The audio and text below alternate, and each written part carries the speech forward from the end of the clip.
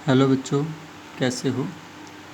11वीं कक्षा में आरोह का छठा पाठ अभ्यास में आ गए हैं।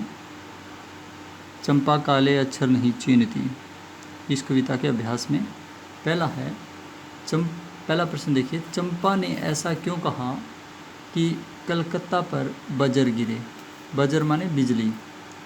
तो इसका उत्तर होगा कि चंपा एक देहाती लड़की है जो अनपढ़ है और पढ़ाई को अच्छा नहीं मानती। चंपा समझती है कि पढ़ लिख कर के व्यक्ति धूर्त हो जाता है, धोखेबाज हो जाता है और लापरवाह हो जाता है। इसके अतिरिक्त वह लालची और पैसे का लोभी हो जाता है। चंपा मानती है, जब चंपा को कवि ने ये पूछा कि चंपा तू क्यों नहीं पढ़ती, तुझे पढ़ना चाहिए क्योंकि ये हारे गाढ़े काम आएगा। जब विवाह के बाद तुम्हारे पति कलकत्ता जैसे बड़े शहर में काम करने के लिए चले जाएंगे तो उनके साथ पत्राचार कर सकोगी। पढ़ाई का ये फ़ायदा है। कवि के ऐसा कहने पर चंपा अपने पति के शहर में चले जाने का कारण, पलायन का कारण, परिवार को भूल जाने का कारण पढ़ाई को और कलकत्ता के झूठे आकर्षण को मानती है और इसीलिए वह क्रोध में नाराज़गी प्रकट करते हुए कहती है कि ऐसे कलकत्ता पर बजर गिरे, मैं अपने पति को उस कलकत्ता में नहीं जाने दूंगी जहां जाने पर लोग पैसे के लालच में अपने परिवार को ही भूल जाते हैं, अपने प्रियजनों को ही भुला देते हैं। प्रश्न संख्या 2 देखिए।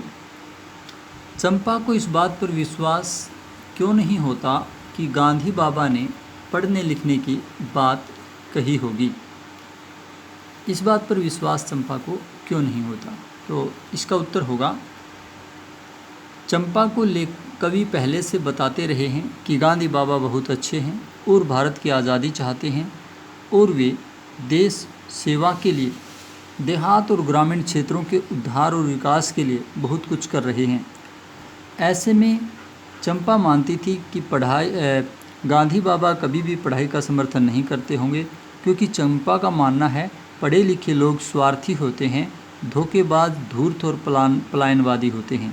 पैसे के लालच में अपने प्रियजनों को वो छोड़ करके चले जाते हैं शहरों में, महानगरों में।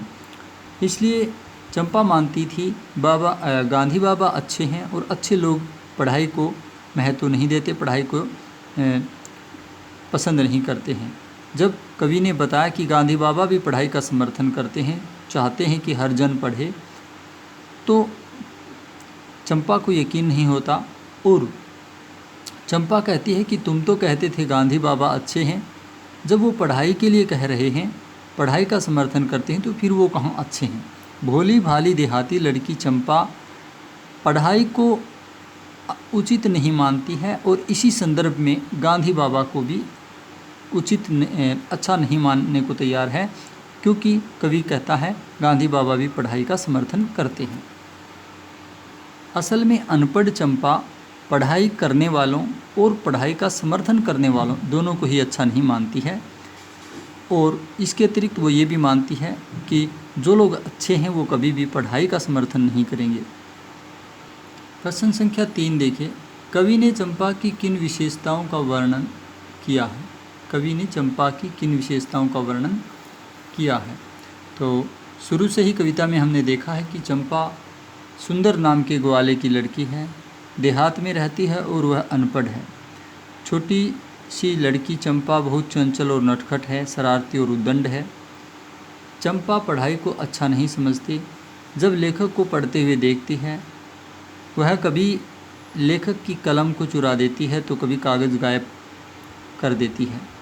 इस प्रकार चंपा बहुत चंचल है।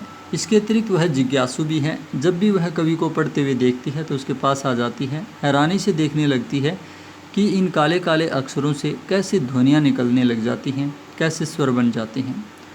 और चंपा पढ़ाई के बारे में चंपा के विचार हैं कि पढ़ाई अच्छे लोग नहीं करते हैं, बल्कि स्वार्थी और धन लोलुप लोग ही पढ़ाई को पसंद करते हैं, अथवा पढ़े लिखे लोग जो है वो स्वार्थी और पलायनवादी होते हैं। चंपा विद्रोही लड़की भी है। चंपा अपने विरुद्ध किसी चीज़ को स्वीकार नहीं करती है। जब कवि उससे कहता है कि तुम्हारे पति कलकत्ता चले जाएंगे, तब वह कहती है कि ऐसे कलकत्ता पर बजर गिरे, मैं अपने पति को पैसे कमाने के चक्कर में कलकत्ता नहीं जाने दूंगी। इस तरह से चंपा अनपढ़ और एक तरह से नटखट लेकिन विद्रोही लड़की है। अनपढ़ होने के कारण ही चंपा काफ़ी पिछड़ी हुई है, क्योंकि बंगाल प्रांत का देहात बहुत पिछड़ा हुआ था, जिसके संदर्भ में इस कविता में कवि ने प्रकाश डालने की कोशिश की है।